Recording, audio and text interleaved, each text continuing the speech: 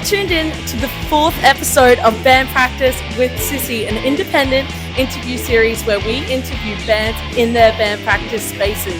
Come with me. Today we're interviewing WHOROBOROS. We're in VIA band practice space, I think for the first of many times. Hi WHOROBOROS! Can you guys introduce yourself for me to start? Absolutely. I'm Georgia. I play guitar and I sing. I'm Steph. I play bass and I shout. I'm Rita. I play drums and occasional backups. Yeah. Yay! Thank you so much for having us today. Okay. To start, I'd like to ask you guys why you're called WHOROBOROS and how that represents you as a band. Sweet. WHOROBOROS is a name that Steph came up with when we were thinking of names to begin with. So I think it'd probably be better for her to answer that. Yeah, it's one that I was sitting on since like high school because I just really liked the pun. It's like whore and Ouroboros. Whoa. But I was just very attached to the idea of like an Ouroboros and like eating oneself, consuming and being consumed, which is the title of our first EP. Whoa. And just sort of the ways that interacts with womanhood in the 21st century and the idea of being like sold an image of your own body that you are then consuming, and then you become the image that is then consumed, and this sort of cycle of Xeroxing a Xerox, right? Yeah. And your image, the feminisms of the female symbol with the Ouroboros happening. Did one of you think of that, or was that like a designer or someone? Ooh. I can't remember which one. Putting you on the spot. Yeah. I think it was like a logical progression of the two like major themes. Yeah. But Eve Simpson, I don't know what her current handle is on anything, but my friend Eve made that logo for us. And it's gotten a lot of mileage. Yeah. It's on year 3, I think. We wanted like a kind of. That's okay. We wanted like a kind of like crass Black Flag type logo where it's like simple and minimalistic, and you can replicate it anywhere. Which it absolutely is, and it's so good. I love it. So on the theme of being like quite a feminist band, you guys and your music is so political. Why is that important to you, having a voice and spreading that? Why is it important to use your voice for politics? I think it's important to use our voice for people who can't, and because there's such a missing space in the scene for women and femmes and queers, where most of the scene is just men in all-male bands singing about nothing, and we wanted to make a point about actual issues and things that matter and fill that gap. Yeah, absolutely. Yeah, I think that's pretty much the nail on the head. I feel like for me, especially Brisbane has this real aversion to having a stance on things. And so for me, as someone where all the art I've really loved is very political, it just felt like a natural fit because you write about what you care about, and what I care about is, you know, the political happenings that affect me and affect my friends and affect my community. Yeah, and I think, you know, disguising all the things that we care about and want to talk about behind music that people also want to enjoy is like the best way to get your voices out, because, you know, it's harder for people to listen to spoken word as much as I enjoy that. But yeah, people hate when I talk to them about veganism, but they love when I play hit song Slaughterline. So, you know. Hell yeah. Having fun while being radicalized. Yeah.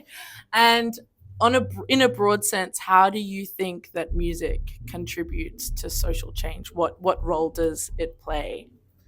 Just answering the big questions of life. No pressure, guys. Yeah. Ooh, I think music contributes a lot to cultural shifts, and it's a pretty good, music and art in general is a really good representation of where we are at a certain time. And so I feel like it's a really great way to express yourself politically and creatively, and to pass that on to other people in a way that they will enjoy and understand and can connect with. Absolutely. And also, I feel like live music is such a community based thing as well. Like just seeing music that you love and being around friends and peers and random people. It's like the best way to get all the social change won't happen unless people like build together with grassroots community action. And sometimes those connections can be made through art and music to then go on to something else as well. Yeah, I think music is sort of a uniquely universal art form. Like even from like language barriers, like I listen to a lot of international bands, whereas like with stuff like film and other mediums, I think it's a bit harder to really cross that sort of barrier. And I think for me, like finding bands at a young age that were really outspoken politically about stuff that I'd never even heard of opened up a world for me of just learning and being interested in knowing about the world. And I think, you know, if someone listens to one of our songs and they go, oh, that's really interesting, I want to know more about that, I consider that a success. And even on in connecting with an international audience as well, even when we're listening to bands from other countries, there are specifically Australian issues that you're discussing, specifically Brisbane issues that you're discussing, and that's a really interesting thing, that your music can be educating people all the way, you know, everywhere. Yeah. So you guys released your EP in February, Big Feelings. How did that differ to the previous music that you guys have released? Like, did you take any creative risks in doing that musically? Tell us about that EP. We got to record in a real studio for the first time, which was really exciting for us and very different as well. We did live recording. For our first EP, we did like track by track, recording everything individually and putting it together like a little musical sandwich. And then don't laugh at me. And then we live recorded for the second one for Big Feelings, and it was such a different experience, and it was really exciting for us. And I feel like our sound reflects that in the EP, where it's so much bigger and it's better, and that's where we're heading. Yeah, I think for me at least, like, I love that first EP, but there are also bits where I'm like, oh no, I missed a note there. This is gonna haunt me forever. Whereas like with the split with Big Feelings, because it's all recorded together, everyone's doing it together, there are bits where we were like, oh, that was weird. What if we tried that? Like, I think the recording was the first time where Binge had the like alternate second chorus, where it changes the drums completely, because that was like a little mix up, but then it sounded awesome, and so that's just how we play it now. So like, it was a little happy accident on my part, and the sound engineer was like, that sounded awesome, and we were all like, that sounded awesome, and it has never gone back to the original. So now we've just kept that alternate chorus in as part of the song. So that wouldn't have ever happened if we weren't in that exact situation in that moment. Yeah, it was just a very sort of free and casual environment, because we did it as a split with our friends Wuss. We're Wuss girlies, they're girly Wusses. And just being in an environment that was so supportive was really wonderful. Yeah, that's awesome. Tell us about Wuss. There's so many things I could say. Nothing incriminating. None of them good. No, no. We love Wuss. They've been so supportive, and really like they fronted the costs for that EP, and like really helped us get to do something new, and we can't thank them enough for working with us and letting us do that with them. And we love their music too. So we're in your band practice space at the moment, which is amazing, by the way. What is unique about the way you practice? Have you got any weird rituals or strange things that you get up to in here? Chain smoking, not in this room though, if you're watching. Not in the room, we promise. I do a lot of Seinfeld impressions in here. I don't know if that counts, but they never make it on stage. So I guess yeah. that counts. Yeah. I do appreciate when we're practicing like the whole set and you just do your little between song tidbits in like an English accent instead. Or, Yeah, actually. And I'm always trying to convince you to do that on stage, but not yet. Unfortunately. It's a lot of chav accents from Steph. I think, a lot of Beatles like circle jerk impressions. jokes. It's very English humor. Yeah. Okay. If you guys could play in any location in the entire world, where would you play? Another really easy question to answer. Well, we've already played on a boat. I thought a boat, and then I realized we played on a boat. I like, this might sound a bit lame, but I would love to play a big like beach show. I'm a beachy gal. I'm a water baby. I think that would be crazy. Like, just something a bit DIY. I love generator shows and anything that's like next to a skate park and a beach and just like put on free for all ages. That would be fun. And just something that, we put on ourselves in that kind of context outside of Brisbane, outside of our where we feel comfy and kind of push the limits a little bit on that. But I don't know. Also a theme park. I like rides. Yeah. Like, why not? Dreamworld, if it you're might listening. be like a bit like a death wish. I don't know, but a moving car would be sick. Like in the back of a pickup, not a pickup, maybe. Hold on, in the back of like something not back redneck. of a ute. Yeah, in the back of a ute. Big truck. Big truck. Big I just feel like feelings that would too. look Big cool. truck. Yes, that's awesome. I can see that happening. I feel like it would look cool, right? Yeah. I've been thinking a lot about guerrilla gardening lately, which is when you illegally plant flowers in public spaces where the government doesn't want you planting stuff.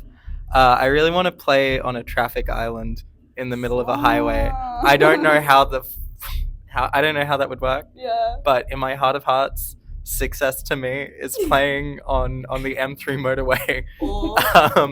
Or possibly in that like abandoned house that's on that Indooroopilly Bridge.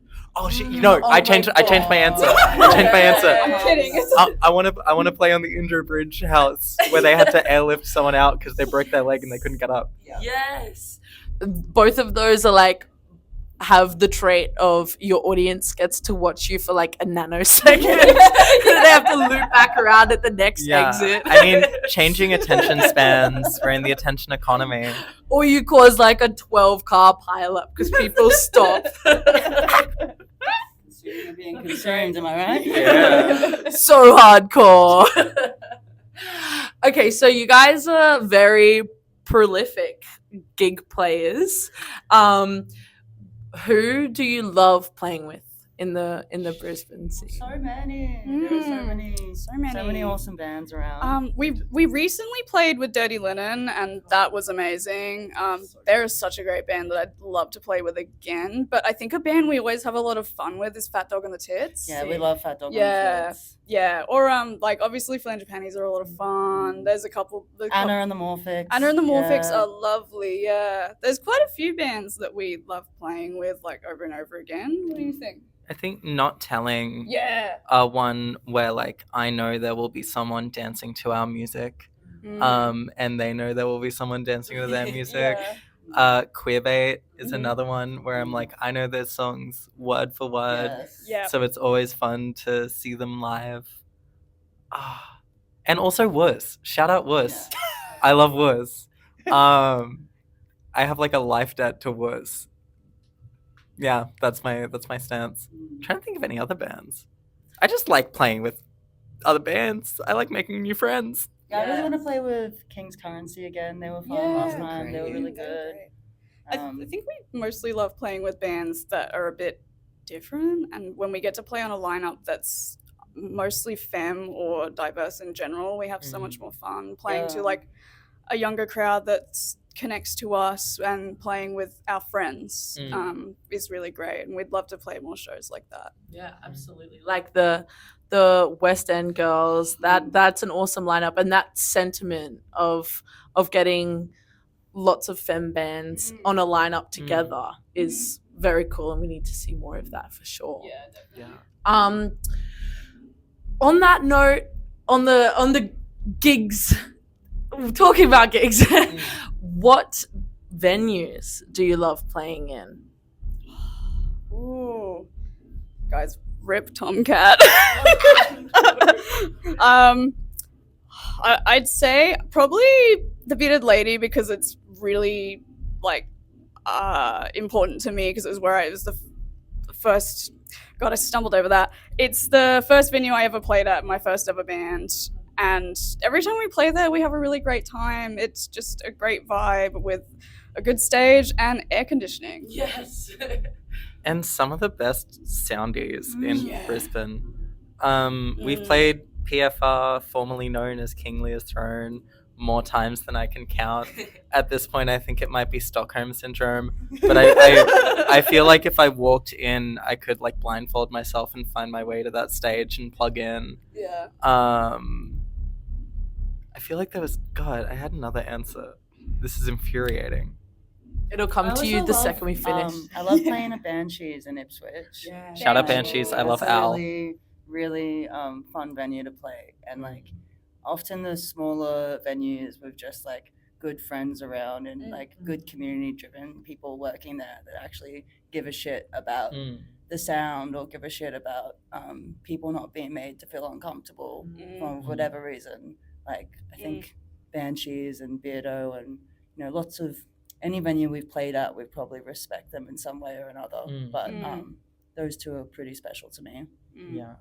Oh, Netherworld for the Rider. That's what I was going to say. Netherworld's Rider is so chef's kiss. Like, it's so much better than any venue in Brisbane for Rider. You get some food and a few free tokens to play the games, and and drinks on top of that as well. That makes us happy. No other venue feeds you. Yeah, I don't want to know? blow up the spot. You guys don't play Netherworld. Only us play Yeah, Netherworld. We're a hungry band. We're Permanent consuming and residency. being consumed. I wish. God, I wish. Yeah. I'd kill. Chips and gravy. What's next for Ouroboros? Oh God. Ooh, we like just had a chat about this like the other week. We're looking at getting some new merch done because we've been like running without shirts for like probably like over a year now, probably 2. So we're getting merch done, and then we are going to use that to save up and either go on tour or do some recording at a studio. Awesome. So does that mean you've got some songs on the way? Yes. Yes, we do. Yeah, we got some new stuff coming. Got some. Just let us cook, and we'll get there. Watch this space. Big Watch things this space. coming. Big things coming.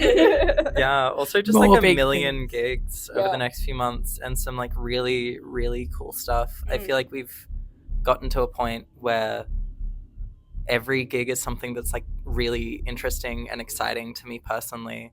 And I'm so excited for the rest of the year because it's all stuff where I'm like, oh, sick, that's going to be great. Yeah. All stuff we'd be at anyway. Like even if we weren't playing. So that's sick. That's the real benefit of being in a band is I haven't paid entry to a show in like 2 years. Yeah. You're always busy on a Saturday night. Yeah. Yeah, that is true.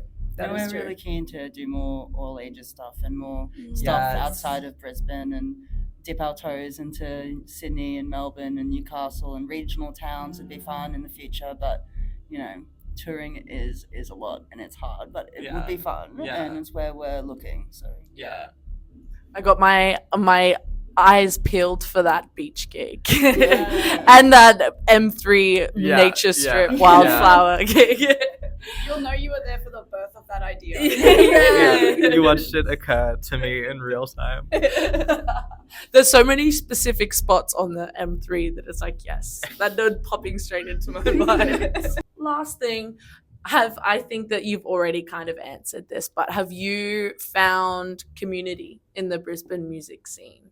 And do you feel like it's an accessible scene to find friends and community in? I've found I won't speak for the other girls because they can speak for themselves, I guess. But I've found so much community, and I have more friends than I've ever had being in a band. And it's kind of the whole reason I started was because I wanted friends who were like me, and I wanted to meet people who were like me. And now we're surrounded by a really lovely community of people who we see all the time, and some of them I consider family. And that's amazing. But I also don't think that that's accessible to everybody. And I think it's who you know, and it's very exclusive to people who can afford to go to shows and people who can afford to look a certain way and to do certain hobbies. So it is exclusive. And I'm lucky enough to be in that scene. But I think for a lot of people, they find it hard to get there. I feel like I found a lot of friends and community, but you know, just as much from going to shows as playing in shows and being in a band. Like I feel like, you know, there's no point of playing gigs without everyone there watching. And Yeah. I love being a punter at other people's gigs, as you know, at so much. And if I didn't have years of like experiencing Brisbane through that, I wouldn't have never found people to make music with myself. And being inspired by every band that I've seen before me has like made me who I am as well. But like Georgia said, I don't think it's accessible to everyone. I mean, half the venues in Brisbane aren't even accessible to people with like disabilities and things. So let alone if you're like broke and everything. So it's like I'm going to more shows now than ever that I am getting free entry because I'm playing things. And then sometimes it's still, you know, can't afford the average $40 gig for a touring band or something coming. So I think it's important to support everyone local because otherwise everything will end, you know. But I don't know. I think I found a lot of community, but yeah, it's not necessarily accessible. It's a lot of effort to find community and find friends. I've never found it easy. Yeah, I think that's the thing. Like a lot of the closest relationships in my life have come through the local music scene, like going to all ages shows when I was underage, volunteering at organizations when I was underage, and like going to shows. I've met so many people, so many of the closest people in my life, even like working at venues, getting to meet so many people, even just outside of being in a band. But yeah, like there are so many times where I've been too broke to go to a show, or I go to a show and I wig out because I don't know anyone and I don't talk to anyone. So I think it's a really tricky one where it can be really beautiful and wonderful once you have that step in, but it can be a bit tricky to get that first step. So if you're ever at a Horb show and you don't know anyone, come grab me and talk to me, and I can introduce you to some people because it would be cool to have more people in this scene. Well, that's a wonderful way to end. Thank you guys so much for chatting with me. I really appreciate it. And what's your next show? It's I think it's the May 24th at Vinny's Dive with Being Jane Lane. Ooh, Gold Coast. We don't get to Gold Coast that much, so I think I've only played a couple gigs there, so I'm really keen. Yeah, and then if people are watching this that are Brisbane locals that can't make that, the next week we're playing again with Being Jane Lane at the Brightside, so check that one out. And then also the day after that with Snub at PFR Lounge, so we're pretty busy towards the end of May. I'm sure you'll catch us. Yes. There's no excuse. Like the common cold. Thank you so much. Really appreciate it. And stay tuned for the next band practice with Sisi.